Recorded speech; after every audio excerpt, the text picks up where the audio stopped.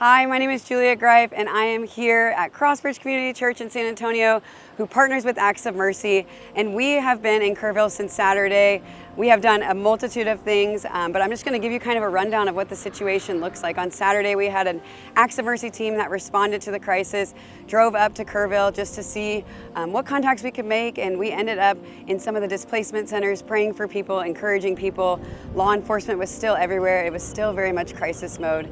We also ended up at one of the churches that had families that were waiting for missing loved ones, and so we were able to minister in that place in a time of just need and desperation and despair. And that is some words I would use to describe the situation that when we came back to on Saturday, walking down to the river, doing search and rescue with some of the law enforcement. Destruction that is all over the place, but there's still a ton of hope. There's so many volunteers coming from different places, all over Texas, all over the United States. It is truly the body of Christ that is uniting together.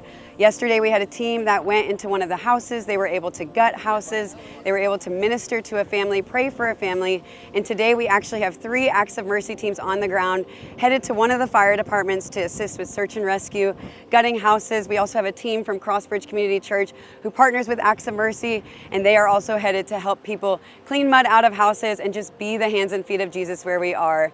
The situation on the news and everything might look like it's hopeless, but there is so much hope right now in the heart of Texas and in the hill country of Texas. And we're just grateful that God is including Acts of Mercy, God is including Crossbridge, and He's including each one of us. Thank you guys for praying and loving and supporting, and we are just hopeful for what the future looks like as we rebuild.